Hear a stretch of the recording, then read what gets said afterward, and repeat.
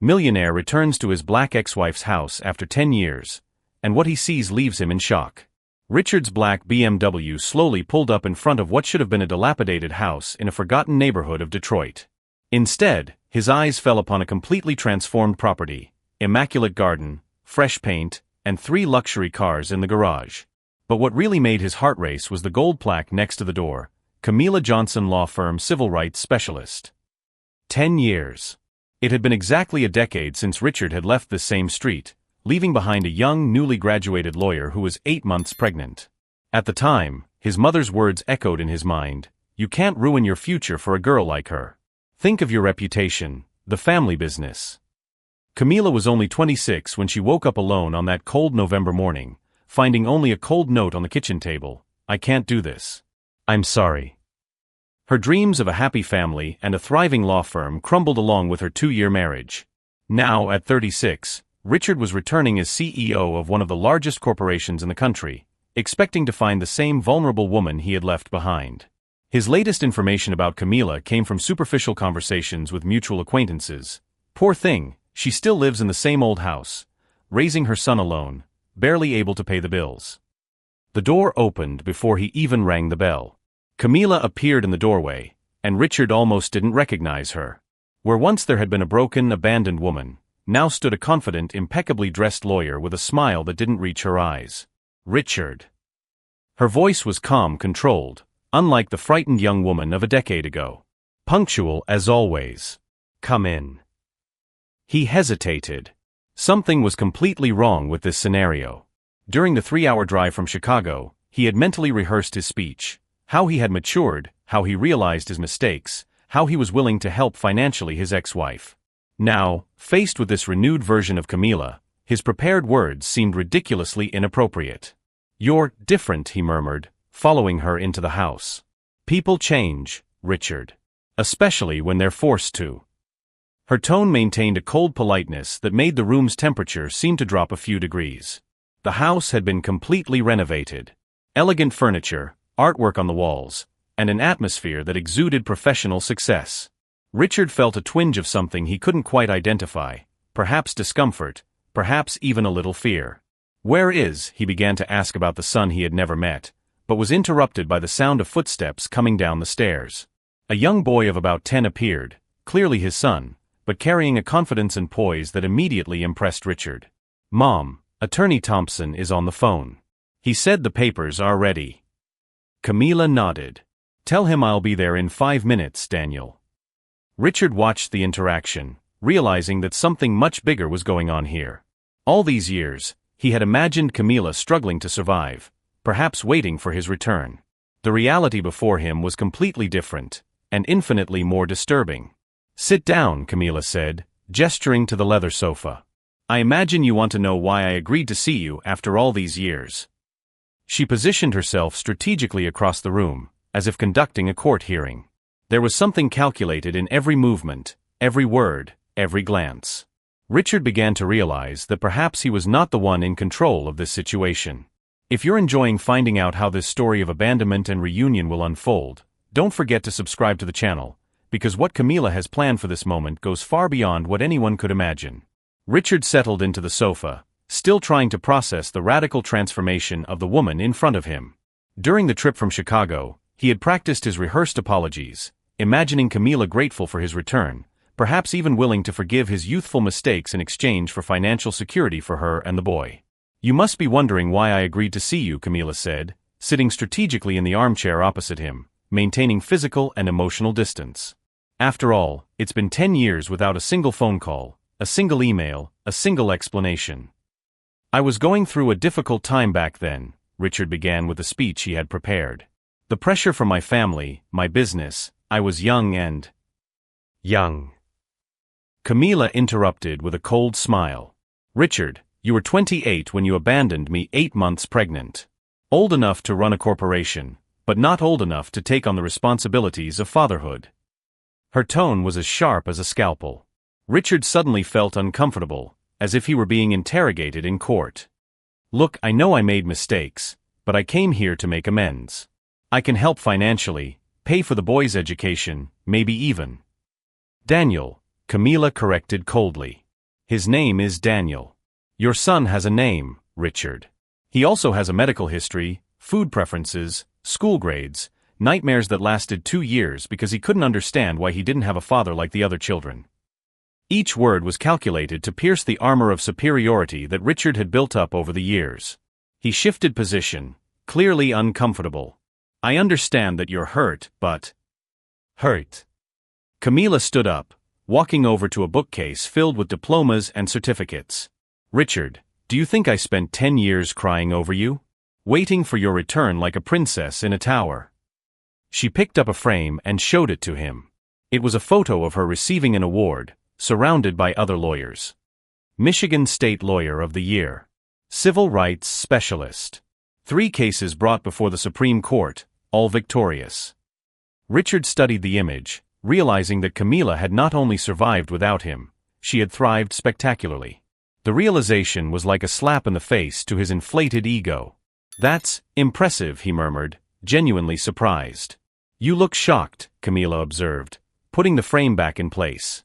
Let me guess, all these years, you imagined I was here pining, waiting for the great Richard to come back and rescue the poor black girl he left behind?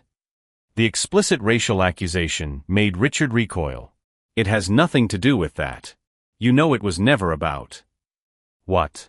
Color, Camila laughed humorlessly. Funny how your family never had a problem with me being your special friend in college, but when we started talking seriously about marriage, suddenly I became unsuitable for Castillo social circles. Richard felt the blood drain from his face. His mother's cruel words echoed in his mind. You can't introduce this girl to investors. Think of what the shareholders will say. An unplanned pregnancy, a lower-class wife, it would ruin your credibility. My mother may have had some reservations, he admitted hesitantly. Reservations. Camila walked up to him, her eyes shining with an intensity that made Richard instinctively recoil. Your mother called me the day after you left. Do you want to know what she said? Richard paled. He had never known about that conversation. She said, and I quote, "My daughter, you are a smart girl. Surely you understand that Richard needs to marry someone suitable. Someone who will contribute to his social advancement, not hinder it." The silence that followed was deafening. Richard felt as if he were sinking into quicksand, each attempt to defend himself only burying him deeper. I didn't know about that call, he whispered. Of course not. Because you had already made your choice. Camila returned to her armchair, once again assuming the posture of someone who was completely in control of the situation. You know what was most interesting? 2 days after that call, I received a job offer from a law firm in Detroit. The starting salary was 3 times higher than any offer I had received. Richard frowned, not immediately understanding. The firm belonged to one of your family's main competitors, Camila continued with an enigmatic smile. Apparently, they were very interested in hiring a promising young lawyer who understood intimately how the business elite operated. The implication hit Richard like a bolt of lightning. You worked against us? I worked for justice, Camila corrected. And I discovered I had a natural talent for it. Especially in cases involving corporations that abused their power against vulnerable people. Richard ran his hand through his hair, finally realizing that he had completely underestimated the woman in front of him. For a decade, he had imagined Camila as a victim of circumstance, when in fact she had transformed herself into a formidable force. Why did you agree to see me today? He asked, his voice betraying his growing nervousness. Camila smiled, but there was something predatory about that smile. Because, dear Richard, the time has come for you to find out what really happens when someone underestimates an intelligent black woman who has had 10 years to plan an appropriate response. Before Richard could fully process that veiled threat, Daniel came running down the stairs. Mom, Mr. Thompson said that all the documents have been filed with the court and that the press has already been notified. He wants to confirm that we are going ahead with the press conference tomorrow at 2 p.m. Richard felt a chill run down his spine. Documents? Court? Press? Yes, confirm it, my love, Camila replied calmly. And call Thompson and Associates. Tell them that Mr. Richard Castillo arrived right on time. The boy nodded and went back upstairs, leaving Richard alone with the growing realization that he had deliberately walked into a carefully laid trap. What are you talking about? His voice came out higher pitched than he intended. Camila stood up and walked to the window, watching his car parked on the street. You drove 3 hours to get here, didn't you? You must be tired. How about some coffee while we wait? Wait for what? Come on, Richard, she turned around, and for the first time since he had arrived, her smile seemed genuinely cheerful. You didn't really think your visit today was a coincidence, did you? His blood ran cold. Throughout the conversation, he had assumed he was in control of the situation, that he had chosen the right moment to return. Now he realized that every move had been anticipated, every word carefully orchestrated. I came because I wanted to, he stammered. I'm sure that's exactly the impression you got, Camila agreed ironically. After all, you were the one who decided to check my address, weren't you? You were the one who chose to come today, specifically today. Richard tried to remember the details that had led him there. The chance encounter with a former colleague, the casual mention that Camila still lived in the same place, the sudden need to resolve unfinished business that he had felt. Every new revelation you make only confirms something I realized a long time ago, Camila continued, now clearly enjoying his growing discomfort. Men like you systematically underestimate women like me. And that arrogance always ends up being your own downfall. For a moment, when Richard realized he had been manipulated into being there at that exact moment, everyone in the room thought they had witnessed the awakening of his awareness of the gravity of the situation, but anyone who truly knows the power of a strategic mind knows that Camila's best was yet to come. What are we waiting for? Richard repeated the question, but Camila had already left the room, leaving him alone with his increasingly troubled thoughts. He got up and walked around the house, trying to process the details he had initially ignored. The photographs on the walls were not just decoration, they were trophies of war. Camila alongside families who had won lawsuits against large corporations. Camila receiving awards for cases that changed legal precedents. Camila at dinners with influential political figures. One photo in particular made his blood run cold.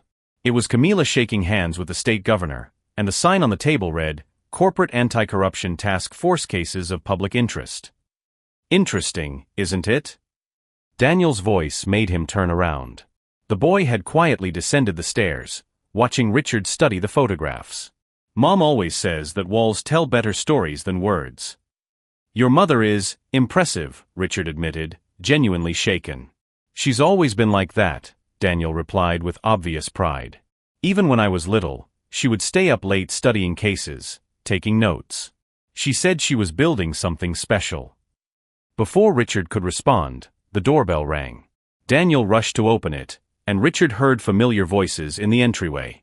Voices that made him instinctively recoil. Camila dear, we're right on time, said an authoritative male voice. Perfect, Marcus. The guest of honor is already here. Richard felt his legs go weak when he recognized the voice of Marcus Thompson, one of the most renowned civil rights attorneys in the country. If Thompson was involved, this was much bigger than a simple conversation between ex-spouses. 3 people entered the room. In addition to Thompson, there was an elegant woman whom Richard vaguely recognized from the news, a prosecutor known for prosecuting corrupt businessmen, and a younger man carrying recording equipment. Richard Castillo, Thompson extended his hand with a smile that didn't reach his eyes. We finally meet in person. I don't understand, Richard stammered, shaking his hand mechanically. Of course you do, the prosecutor interjected. I'm Patricia Wells, and I'm sure you remember me. After all, you tried to bribe me just 6 months ago. Richard's world began to collapse. He vaguely recalled a dinner in Washington, an informal conversation about interpretive flexibility in environmental regulations, a discreet offer to finance campaigns for candidates aligned with economic development. That was just small talk, he stammered. Recorded, Wells smiled, pulling a small device from her pocket. Totally legal, since you were in a public space and talking about matters that affect the collective interest. Camila returned to the room carrying a thick folder. Richard, I would like to officially introduce my team. 2 years ago, when we learned that you were planning to expand your operations to Michigan, we began to carefully document your business practices. What practices? Richard tried to maintain his composure, but his voice betrayed his growing desperation. Thompson opened his own briefcase. Bribery of public officials. Violation of environmental laws. Systematic discrimination in hiring practices. Tax avoidance through tax havens. Shall I go on? Richard looked around the room, finally realizing he was completely surrounded. This is a conspiracy. No, Camila corrected calmly. This is justice. For 10 years, you built your empire by trampling on people like me. People you considered disposable. People you thought would never have the power to retaliate. The young man with the recording equipment turned on a discreet camera. Mr. Castillo, I'm James Rodriguez from the Detroit Tribune. I'd like to ask you a few questions about the allegations that will be formalized today. I won't answer anything without my lawyer, Richard managed to articulate. Smart, Wells agreed. You'll need several, actually. We have 3 different jurisdictions interested in your business. Federal, state, and municipal. Camila sat back down in her chair, now clearly commanding the situation as if it were a courtroom. Remember when you left me, Richard? You said I wasn't suited to your corporate world. That I didn't have the necessary sophistication. Richard felt as if he were sinking into quicksand. Every attempt to defend himself only buried him deeper. All these years, Camila continued, you assumed I had disappeared from your radar. That I was here languishing, raising our son in obscurity. But do you know what really happened? She picked up a tablet and showed him a series of newspaper articles. Civil rights expert defeats agribusiness giant. Lawyer obtains largest environmental damages award in state history. Business elite family loses racial discrimination case. Richard read the headlines with growing horror. In all of them, the defeated corporations were clients, partners, or subsidiaries of his company. Every victory against people like you brought me more credibility, more connections, more power, Camila explained with obvious satisfaction. And the most ironic thing? You indirectly financed my professional growth. How so? Richard asked, though he feared the answer. Thompson smiled mischievously. Every lawsuit your ex-wife won against your companies generated millions in damages. 15% in attorney's fees multiplied by dozens of cases. Well, you can do the math. The irony was devastating. Richard had inadvertently financed the rise of the woman who was now orchestrating his downfall. But why today? He asked desperately. Why now? Camila glanced at her watch. Because today at 2:30 p.m. your company is announcing its merger with Whitman Industries. An $8 billion merger that depends entirely on your unblemished reputation as CEO. Richard felt all the color drain from his face. The merger was his life's work, the deal that would cement his status as one of the most powerful businessmen in the country. At 2:25 p.m., Camila continued impassively, Prosecutor Wells will formally announce the federal charges against you. At 2:26 p.m., Thompson will file a civil suit for moral and material damages on behalf of dozens of discriminated employees. At 2:27 p.m., the Detroit Tribune will publish an exclusive report with compromising recordings. And at 2:30 p.m., Wells concluded with obvious satisfaction, when your company tries to announce the merger, it will discover that there is no longer a company to merge. Richard slumped in his chair, finally understanding the magnitude of the orchestration. Every move had been calculated with surgical precision. Every timing, every detail, every revelation, all designed for maximum destructive impact. 10 years, he muttered. You've been planning this for 10 years. No, Camila corrected, standing up and walking to the window where she could see his luxury car. I planned it for 10 years. They joined me in the last 2 years when they realized you had committed federal crimes. Daniel came down the stairs again, now carrying a school backpack. Mom, can I go to Tommy's house? I want to watch the news there. Of course, my love. Call me when you get there. The boy kissed Camila on the cheek and left, completely ignoring Richard as if he were part of the furniture. He doesn't know who I am, Richard observed in a broken voice. He knows exactly who you are, Camila replied coldly. The man who abandoned his family and is now being prosecuted for federal crimes. Exactly the person he was raised not to become. For a moment, when Richard realized that he had spent a decade building an empire based on exploitation, while his ex-wife built a legal arsenal to destroy him, everyone in the room thought they had witnessed the awakening of his conscience about justice. But anyone who truly knows the power of a strategic mind fueled by 10 years of humiliation knows that Camila's final execution still held surprises that would turn that moment of revelation into something far more devastating than anyone could have predicted. At 2:24 p.m., Richard's cell phone began to vibrate incessantly. Calls from the company, lawyers, investors. He ignored them all, still trying to process the magnitude of what was about to happen. 1 minute, Wells announced, consulting his watch with military precision. Richard jumped up from his chair. I have to go. I need to cancel the press conference, postpone the merger. Sit down, Thompson ordered with an authority that made Richard obey instinctively. You're not going anywhere. At 2:25 p.m. sharp, Wells called his assistant. You can announce it, he said simply. Within seconds, Richard's phone exploded with notifications. His secretary, desperate, Mr. Castillo, the federal prosecutor has just announced criminal charges against you. Whitman's investors are canceling everything. How long, James? Camila asked the journalist. 30 seconds to online publication, he replied, typing furiously on his laptop. Richard tried to stand up again, but his legs wouldn't respond. Panic had completely taken over. You can't do this. I have a family, employees, thousands of people depend on me. Like my family depended on you 10 years ago? Camila interrupted in an icy voice. Like the black employees you systematically fired depended on corporate justice? Thompson opened his tablet, showing real-time notifications. Civil lawsuit filed. 43 employees represented, documenting systematic racial discrimination between 2018 and 2024. No, Richard shook his head desperately. This can't be happening. Oh, but it is, Wells smiled. And we have recordings of your conversations at the country club explaining your strategic hiring policies to maintain the cultural quality of the company. James' tablet showed the first headline, Multi-billionaire Imperio CEO accused of racial discrimination and bribery. Within minutes, the news was spreading across all platforms.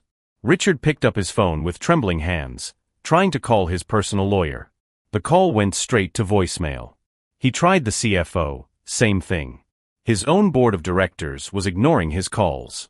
$50 million, Thompson said casually, reading updates on the stock market. That's how much your company has lost in value in the last 3 minutes. The home phone rang. Camila answered with studied calm. Yes, he's here. No, he won't be giving any interviews today. I understand. Thank you. CNN wants an official statement, she informed Richard with obvious satisfaction. Apparently, the hashtag Richard Castillo racist is already trending on Twitter. Richard checked his social media and felt his world completely collapse. Screenshots of his internal emails were being shared thousands of times. Conversations where he referred to black employees as problematic and unsuitable for growth. Messages where he instructed HR to find creative reasons to fire them. How did you get access to my private emails? He asked, his voice breaking. Whistleblower report, Wells explained. Your own executive assistant, Janet Morrison, recorded your discriminatory instructions for 2 years. She approached us 6 months ago. The name hit Richard like a punch in the stomach. Janet, who had worked with him for a decade, who knew all his corporate secrets, whom he had always treated like invisible furniture. Janet is, he began. Black, Camila finished. And tired of being called the cleaning lady when she accompanied you to meetings, despite having an MBA in finance. James' tablet showed real-time updates, company shares in free fall, investors pulling out, employees posting on social media about experiences of discrimination. At 2:30 p.m., just as he was about to announce the biggest merger of his career, Richard watched his company disintegrate live on television. The reporter commented, in a dramatic turn of events, the $8 billion merger has been canceled after revelations of systematic discriminatory practices. $200 million, Thompson updated. Your personal loss so far. Richard buried his face in his hands. Why did you do this? Camila stood up and walked over to him. For the first time since she had arrived, her expression softened slightly. Because for 10 years, you built an empire by trampling on people like me. Because you believed that black women existed only to be discarded when they became inconvenient. Because you never imagined we could become powerful enough to retaliate. She bent down to be at eye level with him. And mainly because you set a dangerous precedent, Richard. How many other women like me have been abandoned by men like you? How many other employees have been discriminated against by arrogant executives? The phone rang again. This time it was Richard's mother, hysterical. "What have you done? They're saying on television that you're a criminal." While Richard tried to explain the inexplicable to his collapsing family, Camila watched with the quiet satisfaction of someone who had executed the perfect plan. Thompson closed his tablet.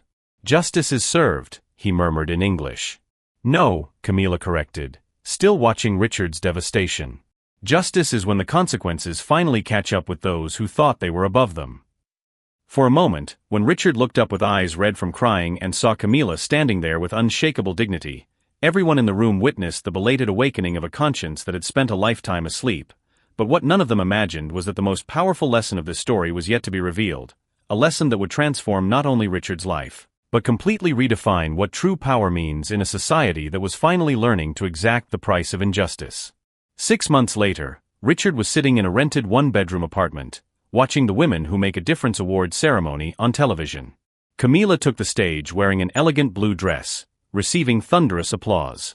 Attorney Camila Johnson not only revolutionized the fight for civil rights, but demonstrated that true justice requires patience, strategy, and courage, announced the presenter. Daniel, now studying at an elite private school financed by his mother's legal fees, watched proudly from the audience. At 10 years old, he had learned that real strength comes not from money or connections, but from integrity and determination. Richard's company had declared complete bankruptcy.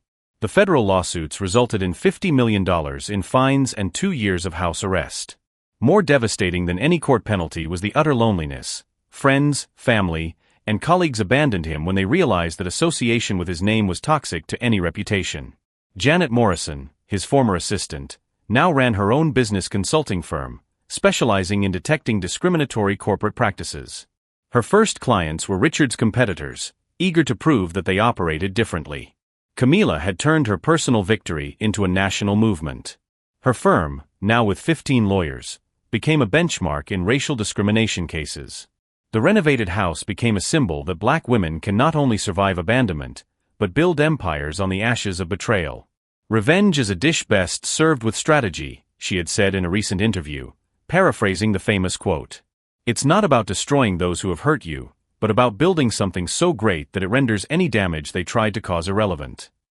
Richard watched it all on TV, finally understanding the magnitude of his arrogance. He had underestimated not only Camila, but an entire generation of Black women who turned injustice into fuel for greatness. The phone rang. It was his mother, calling for the first time in months. "Son, I saw her interview. You have every reason to be proud of the woman she has become, even if you have lost the right to be by her side." Richard hung up and looked at an old photo, him, Camila, and newborn Daniel. A family he had destroyed out of pride and prejudice disguised as ambition. The painful truth crystallized. While he had built an empire based on exploitation and discrimination, Camila had built a legacy based on justice and social transformation. The contrast could not have been more brutal or more deserved.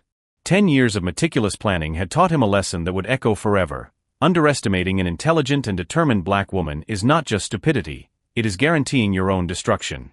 The best revenge, he discovered too late, is not to repay the damage suffered. It is to achieve such absolute success that any attempt to diminish it becomes irrelevant. If this story of justice and transformation touched your heart, don't forget to subscribe to the channel. Because in a world where there are still many Richards out there, we need to celebrate every Camila who has the courage to prove that true greatness knows no color, social class, or limitations imposed by those who fear the power of true justice.